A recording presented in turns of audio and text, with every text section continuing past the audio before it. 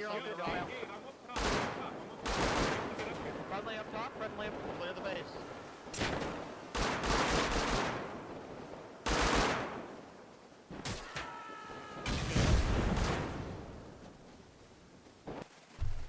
What is up, guys? Fado82 coming at you with some raid cam footage from the US Rustopia server. What we're taking a look at is a raid group that's one of the largest that we've ever seen on Rustopia, and it consists of 4 different clans, and it's approximately 40 to 50 members.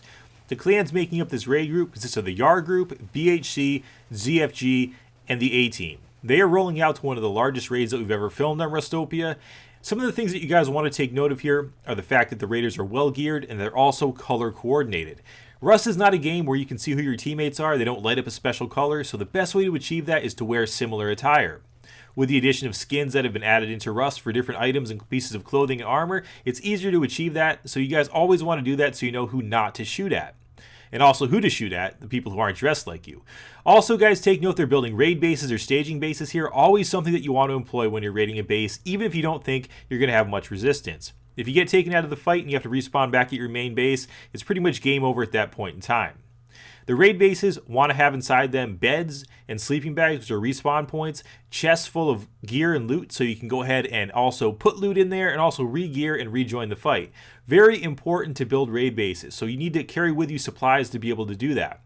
Taking a look at the raid base here, you'll see they have all those things there, the spawn points, the chests, and the building cabinet to have building protection in that area. And at this point, the raid team is starting to move out towards the compound that they're going to be raiding. They're going to be hitting the compound of Dirt McGirt and his allies. The compound that you're looking at is the one in the distance there. As you can see, the scope of it is absolutely massive. This consists of Dirt McGirt and his crew. It also consists of the Ewok clan, and then behind it is the FFS clan. They've come upon a tower here, which is a tower with a sentry who spotted the raiders, so the first shots have been fired and they've lost that element of surprise. One of the Ewoks was on sentry duty, and he has now alerted the other members of the clans that a raid is in progress. This base here is a sentry base, and those chests that you're seeing there probably house weapons and also resources that members hard at work smelting ore and doing things of that nature while he's on guard duty. Taking a look, guys, at the compound here, you can see it's absolutely massive. It has a huge footprint, and it's going to be quite a battle. I'm going to do a limited commentary on this raid cam because I really want you guys to get a sense of the battle and hear all of the rockets, the screaming, the gunfire, and it's pretty straightforward. What you're going to take a look at initially is footage of the raiders coming upon the compound, firing rockets towards it and trying to breach the compound.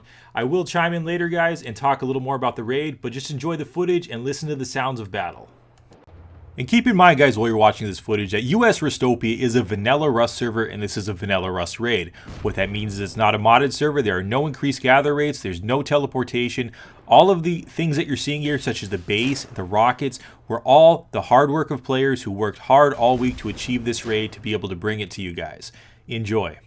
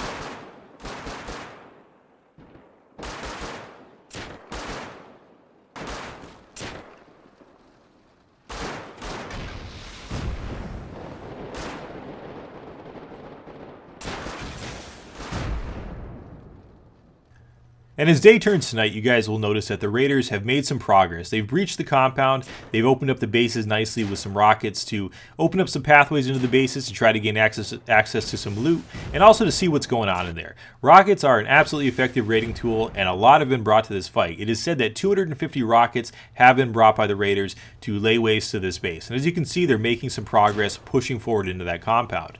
As it changes tonight, guys, I'm going to do some commentary because it's hard to kind of tell what's going on at night. And I did cut out some of the footage at night because it lasted for a long time. But as you can see, night was lit up by muzzle flashes and by rockets, by things of that nature. And it was very much a chaotic scene at night, just as much as it was during the day.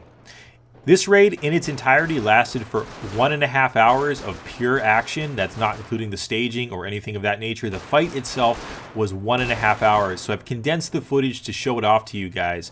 But the nighttime consisted of a lot of fighting. Lots of patches of gunfire were lighting up the landscape. And as you can see, it's turning back to day now. And I'm going to stop with the commentary and let you guys appreciate what's going on. Again, listen to those gun sounds and take it all in. This is a raid that is of a grand scale, something that we've seen not in many raid cams, but it's very interesting to see from the perspective. If you're interested in raiding, it's interesting to see, but it's also an interesting case study in building to see what you need to build to fend off a large-scale raid. Enjoy, guys.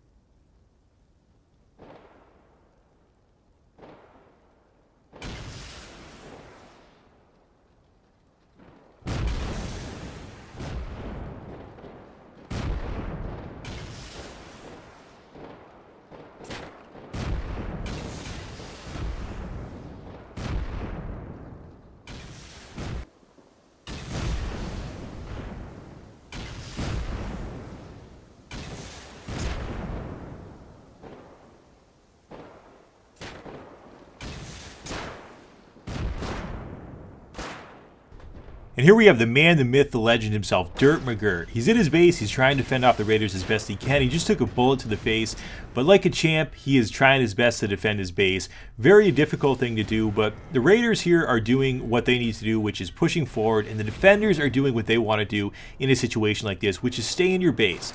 Even though the Raiders are rolling deep with a lot of rockets, the defenders oftentimes still have the home field advantage in that they know the layout of this compound.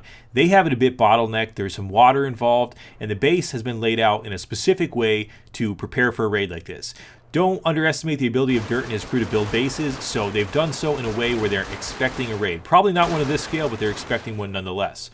What you guys are taking a look at down here is some skirmishes going on. The FFS clan, which are the guys built in that circular base behind Dirt's big castle there, have come around to try to flank the Raiders. They're giving some gunfire back to the Raiders, giving them a run for their money, and they are firing gunshots towards the Raiders who are in breaching one of Dirt's bases over there on the side. You'll notice that the Raiders are trying to send some fire back towards the FFS clan because they want to keep them at bay, but they also want to push forward into that base. So at this point, they have to worry about two things: making their way further into that base and also fending off the FFS group here. You'll notice they just sent a rocket back over there to suppress FFS.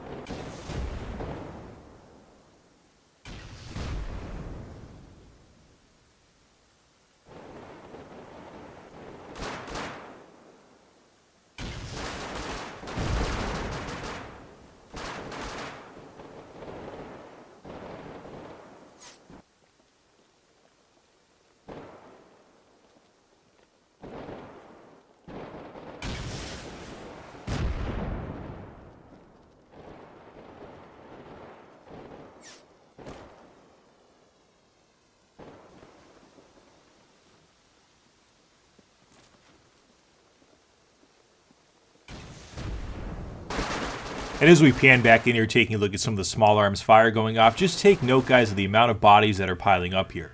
In a raid like this, bodies are vitally important. You never know what's going to be on a body. If it's a raid member, it could be full of rockets, C4, high-value items. So raids are oftentimes very profitable places for scavengers to come in, and also profitable for just the defenders to kind of loot the bodies. And then when the raiders have to go back into the fight, they can actually just loot bodies and get right back into it. So you notice some raiders will run back from the staging base naked, and they'll just loot bodies, pick up guns, armor, and just continue the fight. So just make note of that, guys. That's something that you can think about in large-scale raids. Also, taking a note here at the way that Dirt built his base. This base, again, was built for a raid. He has battlements on the sides of the bases here, which are positions where his members can go and get a good vantage point and also run back into the base and re-gear if they need to. Dirt is holding strong. As much as this raid is very difficult and it's a bit of a Zerg coming his way, they're doing quite a good job at keeping those raiders at bay, and the raiders are also doing a good job of pushing forward. It really seems to be about an equal match at this point in time. There's certainly more raiders than defenders, but again, the defenders do have that home field advantage, and not many people can raid a base of this magnitude. On the last wipe cycle on Rustopia, Dirt built a similar base, and it was not able to be raided, so it's really good to see some guys give Dirt and his crew a run for their money this go-around.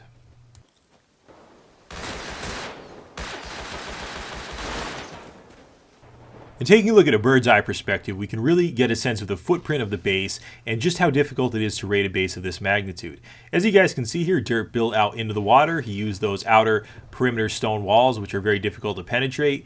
And without the addition of ladders, this raid is going much differently. If ladders had still been in the game, it would have been a bit of a game changer, and I think you would see the bases being raided in a fashion where they were able to be accessed a lot more effectively. So the point of this raid might be less about loot and more about damage and total destruction than it is about loot.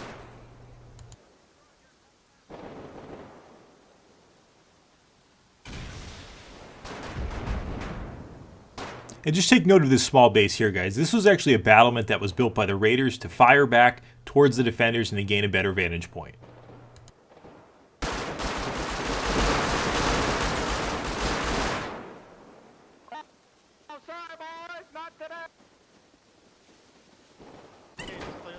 Clear this base. Friendly up top, friendly up, clear the base.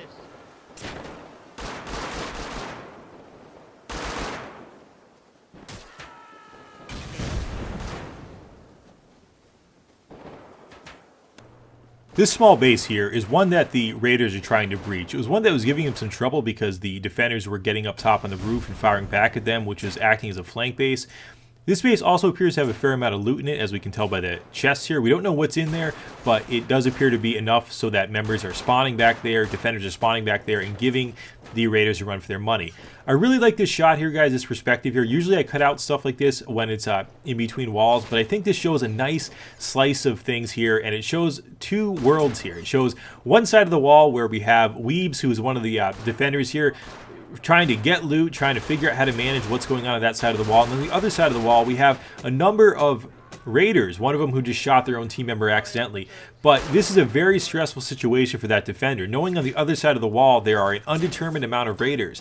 This is just one defender. He's doing everything he can to try to patch up that wall. He's getting resources, he's pulling out his hammer, he's trying to fortify that wall, which is really important. Raiding is always a battle of attrition, and if you have more resources, you can actually outlast the raiders. This is one member who knows how many resources he has there, and it's probably a losing battle, but it's really interesting to get this perspective and to look at it and kind of see the fact that this guy is really working against the odds here. The raiders are trying to get in there, they want to get in there, and he's just doing his damnedest to keep them out, and I just really like this perspective. And I'm really glad that I was able to catch it. It's a really interesting perspective into two sides of the battle here. The defender, which is one person here, and then the raiders, which is a team. And they are going to breach this base as best they can. And Weebs is doing a damn fine job of trying to keep them at bay.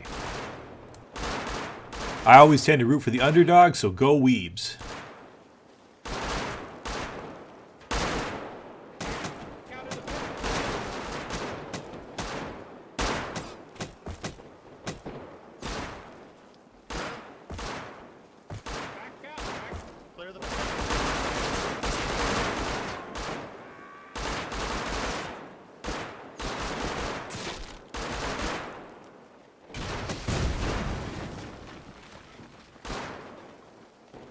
Knock, knock.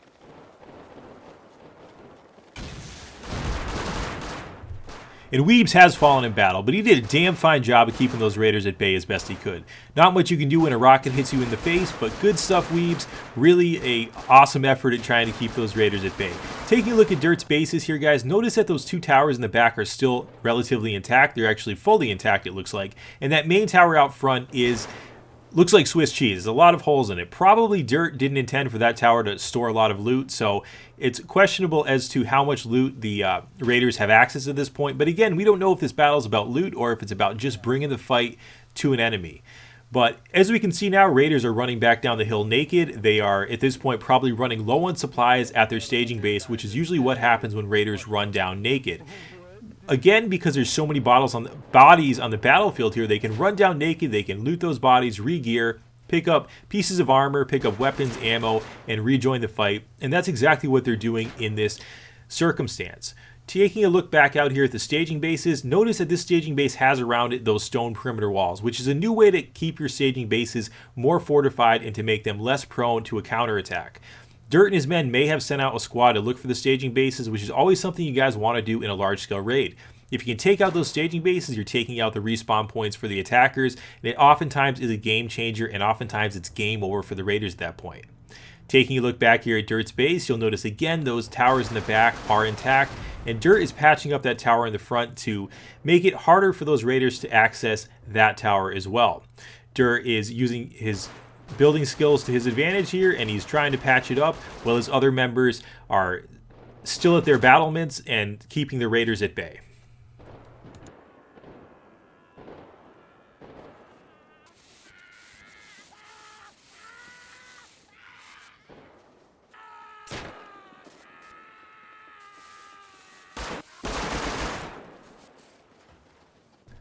And as we pan out here, guys, what you're taking a look at are Dirt and his members who have come back out to meet the Raiders on the ground level. They're patching up holes in the wall, and they're re-securing their perimeter. They found a bit of a bottleneck here, which is where some stone walls had a bit of an opening, and that's where the Raiders are getting back in at this point in time.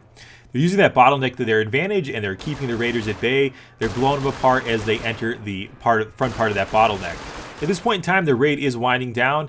The staging base outside, which is that battlement that the Raiders built, is still in place, and they're still sending some fire back towards Dirt and his crew. But for the most part, the raid team has moved back out. They've gone back up to the staging bases at this point in time, and they're gathering their supplies, what they have left, and heading back out towards their base.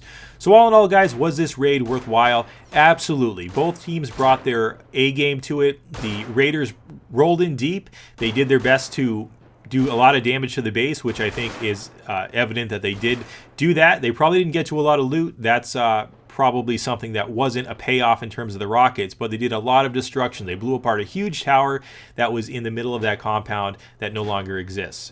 So at this point in time, guys, what you're looking at is some footage of the base, the compound that they raided, and also some footage of the Raiders rolling out.